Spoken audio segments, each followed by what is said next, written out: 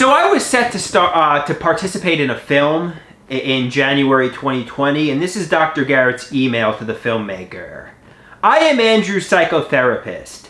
I have been working with him in weekly sessions for roughly 2 years. I am a psychiatrist and a psychoanalyst interested in the psychological treatment of psychotic persons. Andrew also receives care from an expert colleague of mine, Jeremy Kaplan, who focuses on medication. In my view, the idea of Andrew participating in a film about mental illness has pluses and minuses. It will require a judgment call by Andrew and by you and your crew that the conditions are right for your film. I sent this note to Andrew before sending it to you, so he could forward it to you if he felt comfortable with the sentiments expressed. Andrew was dealt a painful blow in middle school, where he was the object of persistent bullying. Although the etiology of his psychiatric problems is more complex than this, being bullied at a time in his life when he naturally would have developed the social skills necessary to succeed in life had a crippling effect on his development. After the onset of his psychotic illness in college, he was unable to get his life back on track. Not able to achieve solid self-esteem in interpersonal relationships and work, his illness led to him to seek these supports in daydreams, which at times take hold on him in a delusional grip. Unable to forge ahead in the real world, which looms hostile when he tries to enter it, he retreats to a daydream world where his future is secure if he only waits. For example, he believes himself to be a comedic genius who will be discovered by a celebrity like Taylor Swift or the Disney organization, who at some point will step forward from behind internet avatars with whom he dialogues to invite him to success, celebrity, and a secure, independent life. One of my concerns about Andrew appearing in the film you contemplate is that, despite him being able to say that the film is not being sponsored by Taylor Swift, and it is not the beginning of the celebrity he has for years imagined, he might nevertheless regard the film as the debut of the celebrity future he has been daydreaming about for years. I think it is almost inevitable that he would regard the film as his big debut moment, but this likelihood does not seem to me to be an absolute contradiction to making the film. If he were to consciously or unconsciously regard the film in this way, I think the conviction would come and go, as does his daydream. Films about people like Andrew must take them as they are. We need more films that show mentally ill people to be fundamentally human beings, as we all are. One way to mitigate the risk of Andrew believing that his daydream has come true would be to make the film not just about him, but about Fountain House and several other Fountain House members, as your collaborator suggested.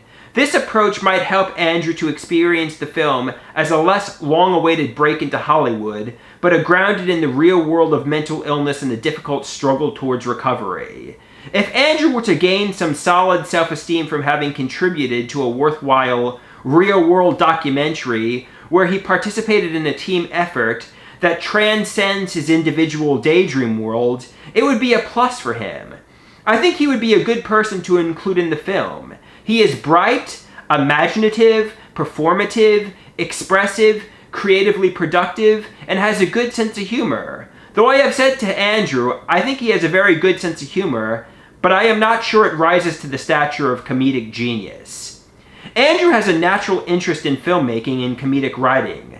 This interest is real, though it sometimes ends up as a melodrama broadcast to an anonymous internet.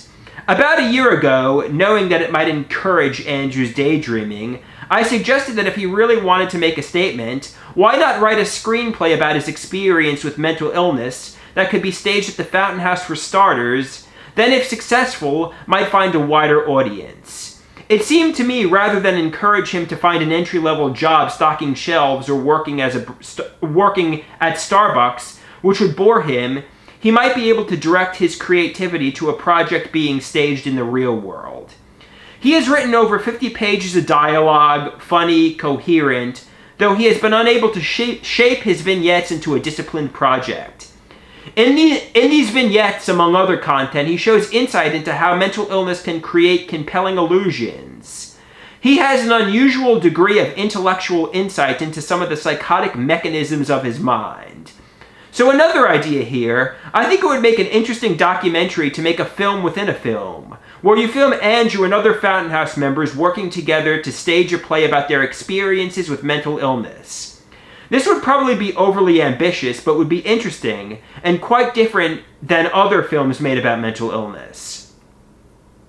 As to the matter of informed consent to be filmed, although getting informed consent from Fountain House and several other Fountain House members would be the preferable way to go, getting institutional consent might be a challenge. If Andrew can really grasp that the film you want to make is not the film he has dreamed of starring in, I believe Andrew is a sufficiently competent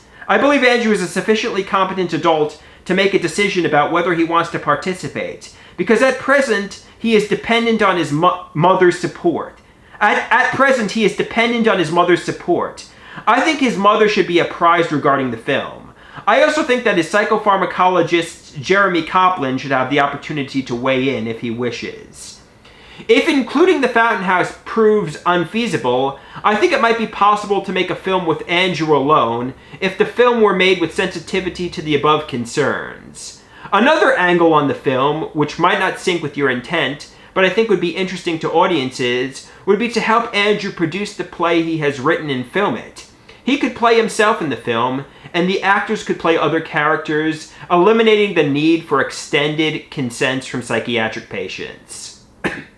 A film about mental illness that you may already know, produced by a colleague of mine, Alice Meyer, MD, can be found at thehotstoveproject.org. Interestingly enough, one of the several people with mental illness in the film is trying to develop a career in stand-up comedy. He talks about this in the film. From your emails, you appear to be a genuine person who wants to make a meaningful film while being sensitive to Andrew's situation. But unlike an academic curriculum vitae, who I know how to evaluate, I don't know how to evaluate your film credentials. Can you help with that? Michael Garrett, MD.